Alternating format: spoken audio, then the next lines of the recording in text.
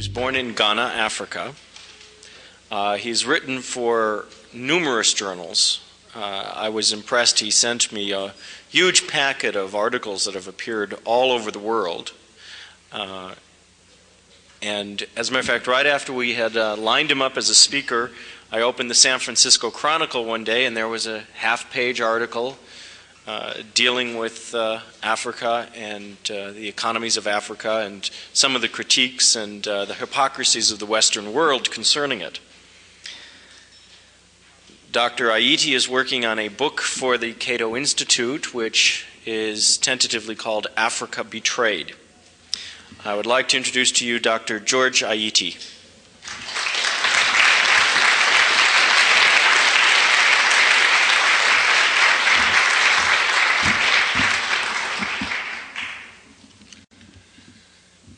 First of all, I'd like to thank Jim for a very wonderful introduction. And I also like to thank you for finding some time to come here and listen to me. I think any casual observer of Africa will realize that things have gone so wrong in Africa. Let me give you a few statistics. 1985, for example, 2 million Africans perished needlessly from famine. Currently, Africa imports about 40% of its food. It used to be able to feed itself in the 1950s. Now, currently, more than 10 million African peasants have fled their countries. They are refugees. Now, I'm not even counting those who are trapped in their own countries. You have civil wars.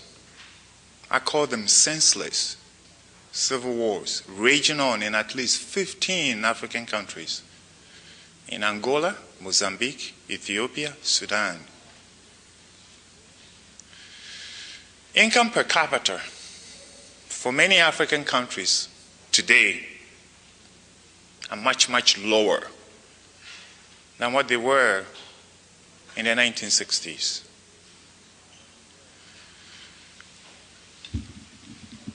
Now, why did things go so wrong in Africa? Now, if you ask the leaders and the elites of Africa or the intellectuals of Africa, they'll tell you that, it was the colonialists. It was American imperialism. It was the IMF. It was the International Monetary System, which was against Africa. For years and for decades, this is what we had. It got to a point where even the so-called backward and illiterate peasants got fed up with it. And this is what they said. True, external factors have played a role in Africa's crisis. But by far, the most important factors were internal. It's now come to a time where Africa has to look at itself and the leaders have to look at themselves. And saying that the leaders have to look at themselves does not mean that you're holding brief for colonialism or for imperialism or for what.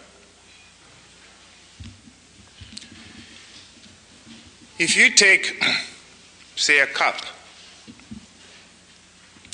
and the cup is full of holes, obviously that cup, common sense tells you that that cup is not going to hold water for a long time. No matter how much water you put in it, it's all going to drain away.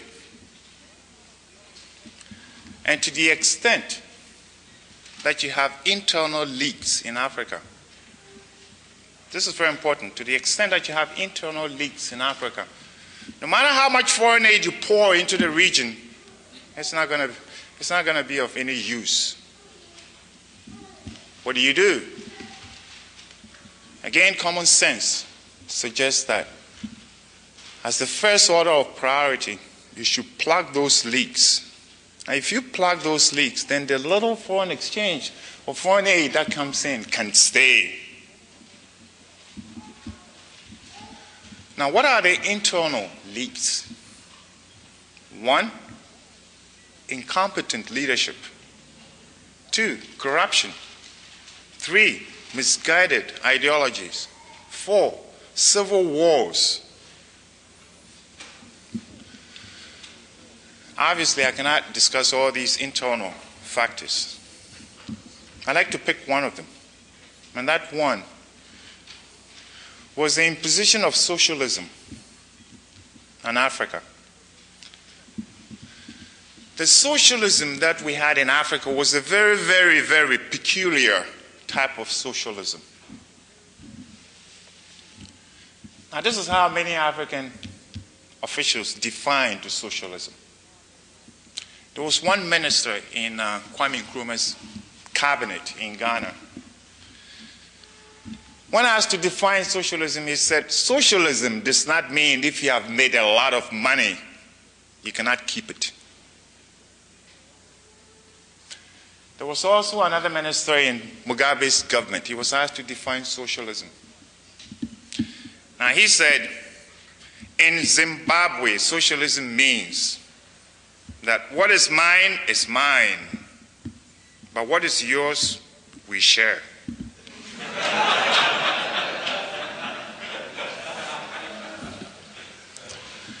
Now, this is the peculiar kind of socialism that was imposed upon Africa.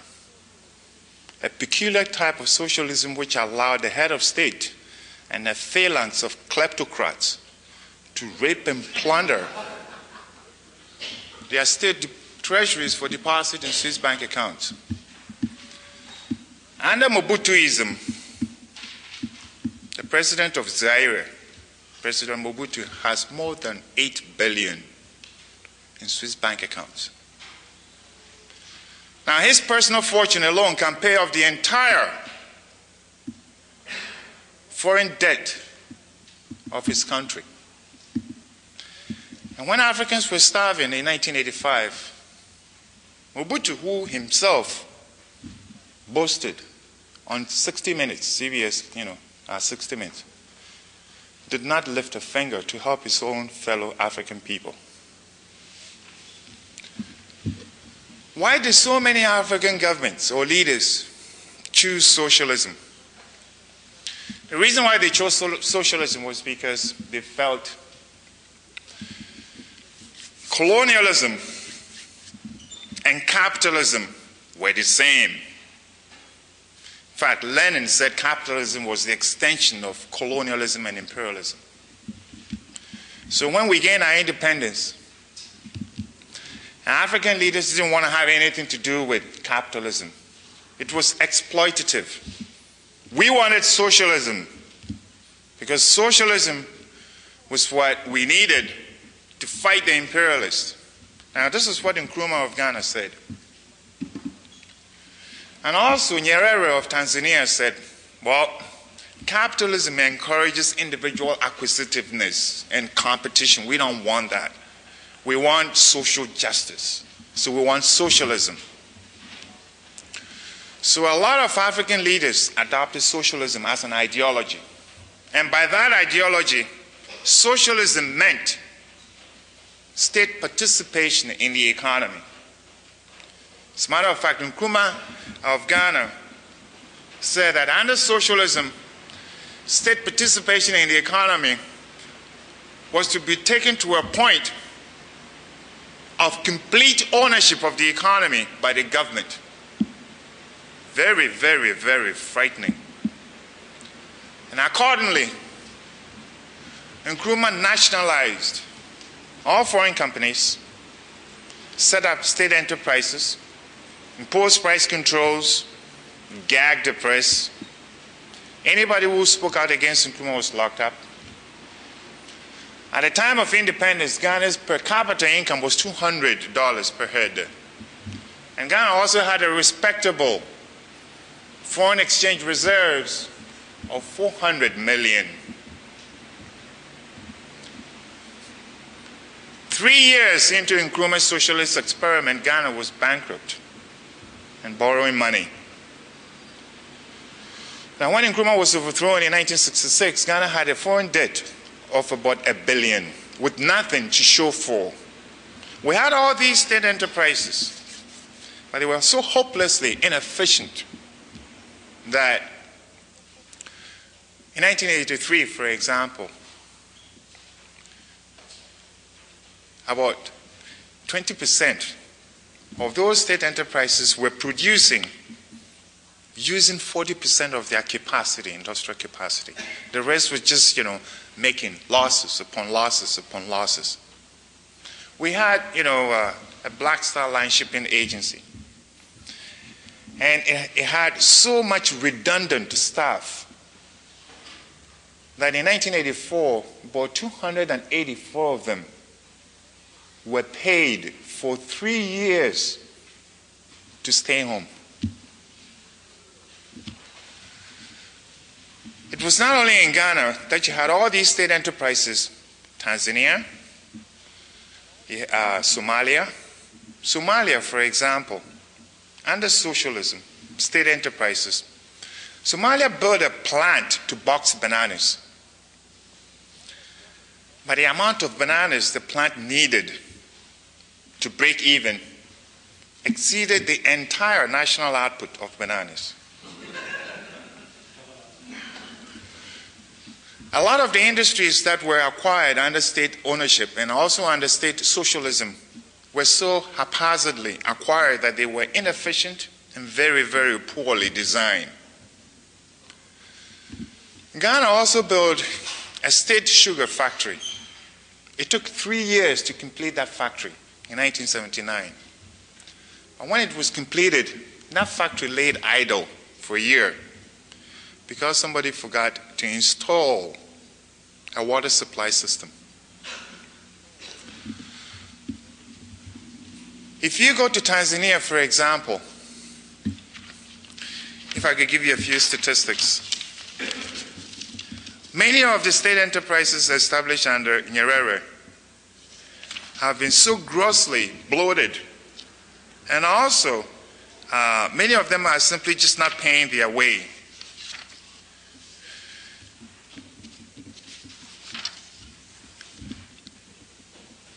Besides state enterprises, African governments also set up state farms to produce food for their people. Now, the state farms that Ghana set up were so inefficient that it could not even produce enough food to feed its own workers, let alone the nation. Now, the same experience also occurred in Tanzania, where under what was known as Operation Dodoma, many persons were uprooted and forcibly settled under some village community programs, which Nyerere called Injama. After that experiment in 1973, between 1974 and 1975, agricultural production plummeted. Tanzania used to be able to feed itself, but by 1983, it was importing close to a third of its food needs. There is no question, and I'm not going to bore you with giving you lots and lots of statistics. There's no question that the socialist experiment in Africa was a complete failure. Why did it fail in Africa? There were 4 reasons. 1,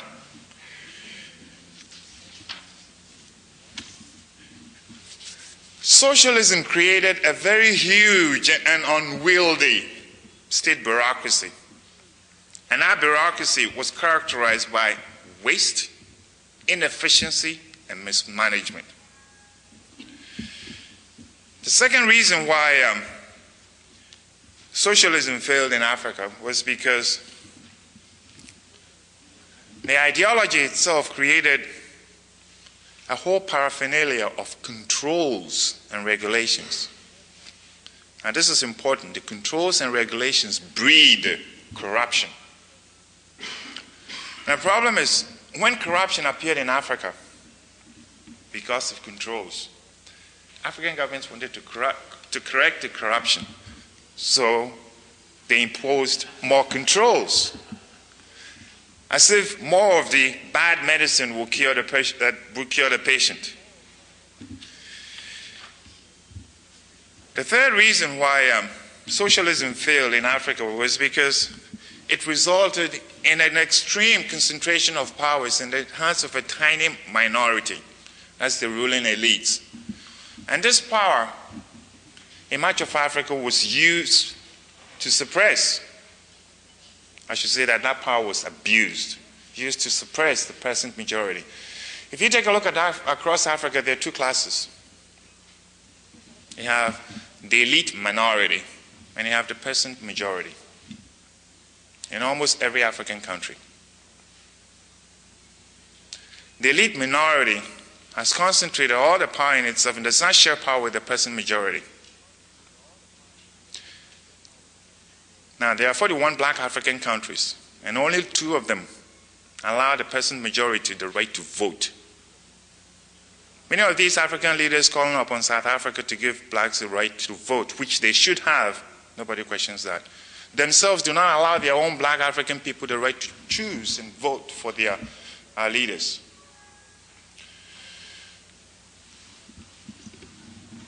The fourth reason, and this is most important, why socialism failed in Africa is because the ideology itself is alien to indigenous African culture. Very important. That ideology is alien to indigenous African culture. In indigenous Africa, all the means of production, with the possible exception of land, is privately owned. The fishing canoes, the nets, the huts, the bows and arrows, they are owned by peasants. They are not owned by their chiefs.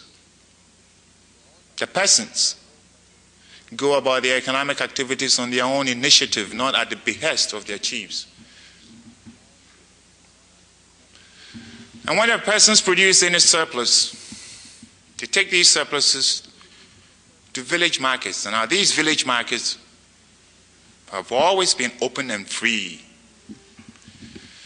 The chiefs do not impose price controls on their peasants.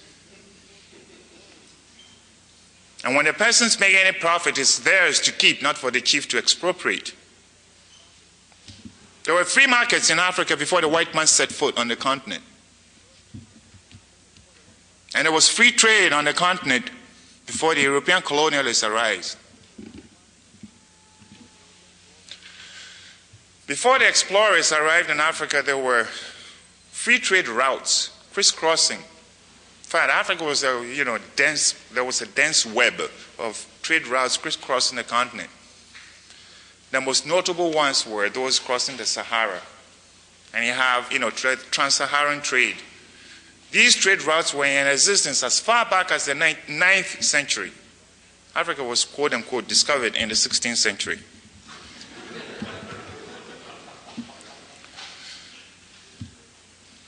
Along the southern termini of these free trade routes were such market towns as Timbuktu. Timbuktu was a great market town, free trade market town. And Kano, Msalaga. There were also empires in Africa. There was the Mali Empire, there was the Ghana Empire, there was the Songhai Empire, and also the Great Zimbabwe Empire. The fortunes of these empires were built on free trade. This was what was there before Africa was colonized. The peasants are enterprising individuals, and they engage in trade and sell their produce on open free markets. In the traditional system, the chiefs do not operate state enterprises. In the traditional system, the chiefs also do not lock up dissidents. In the traditional system also, the chiefs do not impose foreign ideologies on their peasants, or impose themselves on their peasants, nor does the chief declare himself president for life. The chiefs are appointed. They do not appoint themselves. That's the difference. And when a chief does not rule according to the will of the people, he is thrown out. In the indigenous system of government, there was participatory democracy.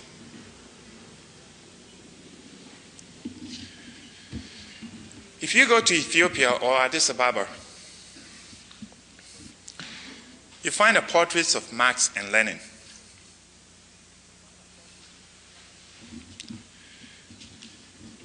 It says a lot. And this is what it says. Now, here we are, black Africans. In the 60s, we said we did not want the white colonialist. So we hauled down the portraits of the European monarchs. And in Ethiopia, we put up the portraits of another set of white aliens.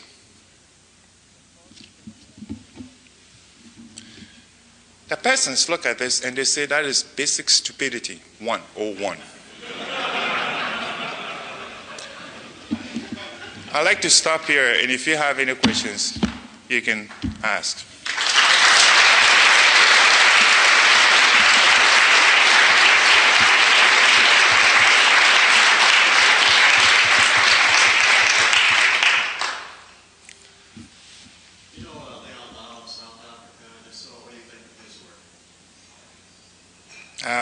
I have read his book, After Apartheid, The Solution.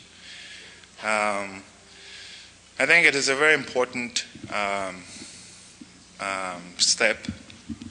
As a matter of fact, I reviewed that book, and I could send people copies of the review if they are interested.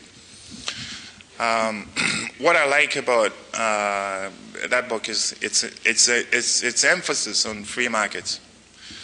But there are a couple of things which I didn't like about the book, and what I didn't like about the book is that the model that he proposes for South Africa is the Swiss model. And in the book he says that even the Swiss model is much more appropriate for South Africa than for Switzerland itself. I didn't think that was necessary. Because you see, this is what we did after independence. When we gained our independence, we never sat down and used our brains to devise a system which is suitable to our own circumstances and conditions.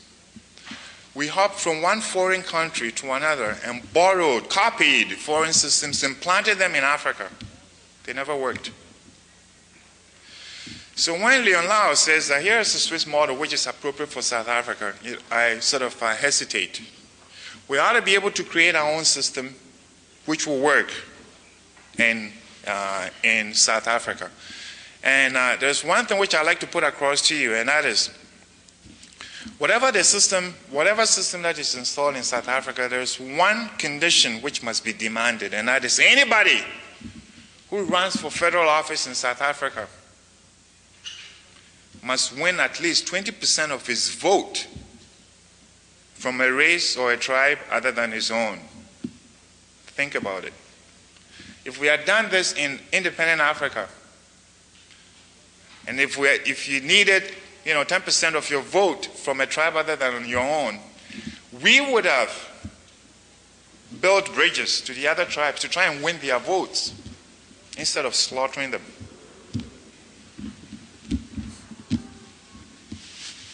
Are there certain Western schools of choice for the sons of the elite to go to learn how to be rulers, or do the Russians deliver? The sons of the elites to go to school? Yeah, certain schools in England or somewhere else where they get their training in ideology. Well, most of the socialists got their training from the West, from Harvard and from the London School of Economics and from the Sorbonne. Yes. You mentioned two countries that do know all about what are they? Senegal and Botswana.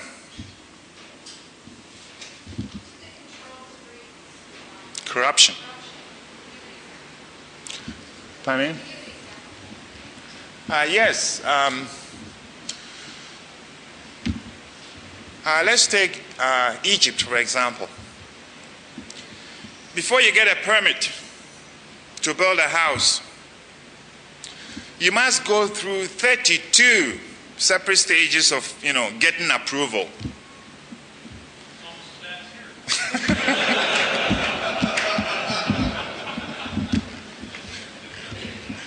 I think we should scale back governments.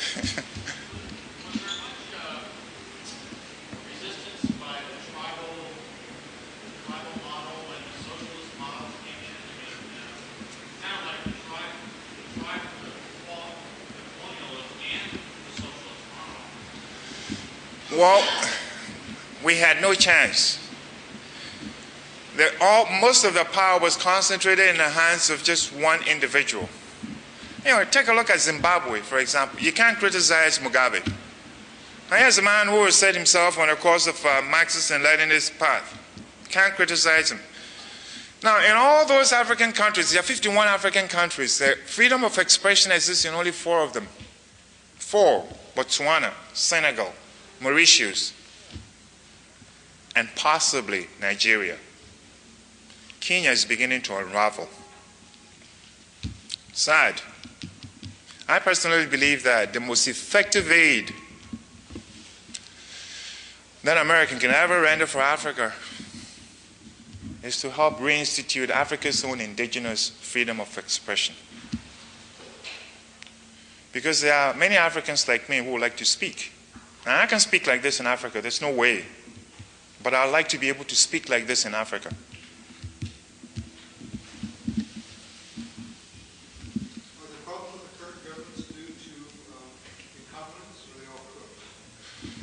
It's a combination of incompetence and corruption. What do you think is going to happen in Africa over the next, say, 15 years? It is almost everybody. This is important. Almost everybody realizes that things have gone wrong, and almost everybody also realizes that Africa will be indispensable to the West. Africa is the source of many strategic minerals: gold, diamonds, cobalt, some oil, manganese, bauxite, vanadium, rhodium. So the West can't do without Africa. Africa is too vital for the West's economic security. But the place is racked up by, ravaged by a crisis. How do you solve it? 2 problems. 1, the causes of the crisis have been both external and internal. Most of the African leaders, of course, would like to say that would like to put all the blame on the external factors. They don't want to look at the internal factors. Now, if the internal factors are important, then obviously we have to devise internal solutions for them. But we can't, because the freedom for us to do so doesn't exist. So what happens? There's Americans and the IMF and the World Bank, which draws up solutions and give these solutions to African leaders. But that wouldn't work, because there's only so much Americans and the IMF can do in Africa without being accused of interfering in the domestic affairs of our sovereign African nations. So what do we have to do? The solution lies in telling the Africans, all right, if you don't like our solutions, well, draw one up yourself. The real solution is for the Africans themselves to come up with their own solutions, but they can't because of autocratic, leaders.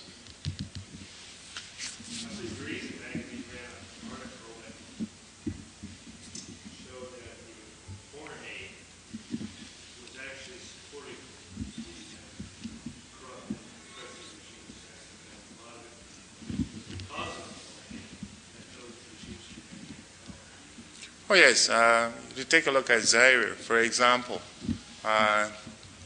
In Zaire, of every $1 that comes in as foreign aid, the officials take 20% off the top for their own personal cut. Foreign aid has, supported and has underwritten oppressive policies in Africa for a very, very, very long time. Take a look at Ethiopia, for example. What do you do in Ethiopia? Should Americans cut off foreign aid? Many would say, no, there are people starving in Ethiopia. We can't cut off foreign aid. We have to give them aid. We have to save the children. We have to save the Ethiopian people. But if you ship the foreign aid, where does that go?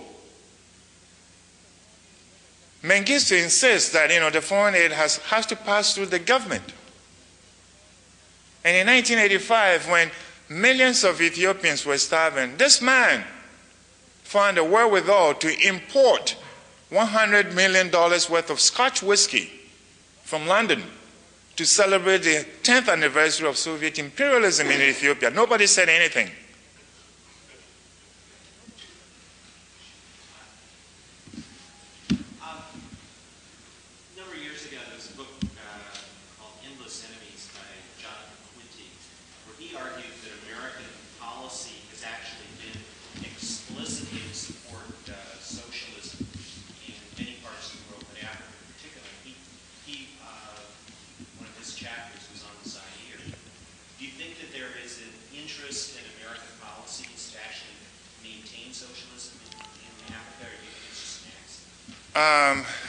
I think it was more of an accident. More of an accident because, let me explain this. See, when we gained our independence and we wanted to develop, there were so many, let me use the word foreigners, who wanted to help us. Which road should we take? Should we take the capitalist road, or should we take the socialist road, or should we take what road? At that time, nobody had any idea of the psychological makeup of the African peasant, the majority of Africans. Nobody understood them. There were a lot of misconceptions and myths about this peasant. Nobody even knew that there were village markets in Africa. So we had planners who came to Africa and said, well, you can't rely on the market because the market doesn't function. You can't rely upon the market because the peasant doesn't respond to market incentives. What you got to do is to have the state plan this and plan that and plan that. So African governments drew up very ambitious development projects and plans, came to Washington, handed it over to the American government. The American government said, yes, we're going to support you. Because you see, the American government itself didn't understand what was there. So what I'm saying is that if you want to help the peasants, common sense says that you got to understand those that you're going to help. And you got to understand their system. What is their system? Their system is a free market system. The peasants are free enterprises. What they grow on their plots of land are for their own individual decisions to make, not for the chief to dictate to them. Does that market system exist at all among the indigenous people now? Do they still have their market? That system, the indigenous system, came under unrelentless assault after independence by our own leaders. As recently as 1983, the government of Ghana was blowing up indigenous markets. Yes, and burning down indigenous markets. Why? Because the peasant food traders would not sell their produce at government-dictated prices. And the government was locking them up. The government was locking up and throwing up these food producers in jail. In 1984, after so many of them had been thrown into jail, the government realized that it didn't have the food to feed them. Common sense. Of course, if you jail up all the food traders, where the hell are you going to get your food? 30 of them, by the way, died in prison. I wanted to ask a little bit about Burkina Faso next door to Ghana, where there was a sort of a charismatic socialist leader who was very anti-corruption, and he was recently overthrown and executed in a coup by a more free market-oriented person who seems to be a little bit more corrupt and building more state enterprises now. Could you comment on that?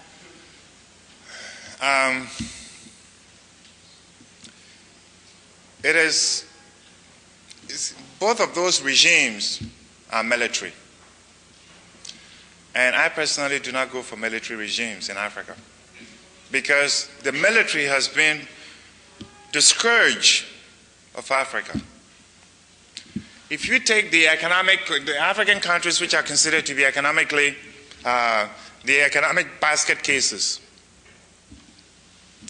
Ethiopia, Angola, Ghana, Liberia, Nigeria, Zaire, Uganda, Somalia, all these are economic basket cases.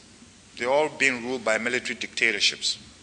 There's a correlation between military regimes and, the economic performance. Soldiers do not know how to run economies. Even the soldiers, the military that we have in Africa, they can't even do battle with armed robbers in their own countries, let alone defend their countries. In Ghana, from what I know, one of the biggest industries is cocoa. Is that state-owned? And if it is, how do you envision turning that into a free enterprise? Ghana's derives about 65% of its foreign exchange earnings from cocoa. Now, cocoa is produced by individual peasant farmers. Now, listen to this. Individual peasant farmers can sell their cocoa to only one buyer, and that is the State Cocoa Marketing Board. Now, the State Cocoa Marketing Board sets the price it's going to pay the producers.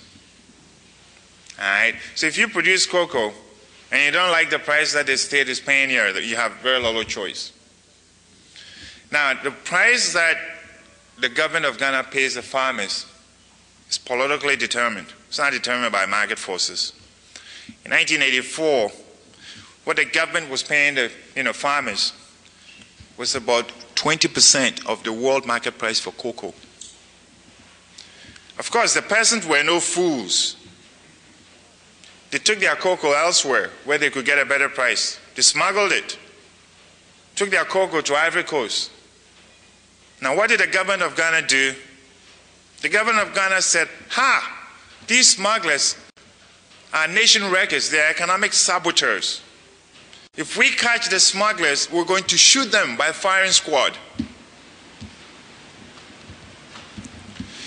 1985, the government of Ghana came to its senses and offered better prices to the farmers, and Cocoa Marketing Board was able to sell more cocoa to the world market. Yeah. Okay? You had mentioned that the indigenous population was basically free market, and you support the free market. This is an if-then question. If the indigenous population had not supported the free market and instead had supported some form of socialism, would you still believe in the idea of the free market? Would you still prefer the free market? This is a philosophical question. I'm an economist, and I believe in the free market.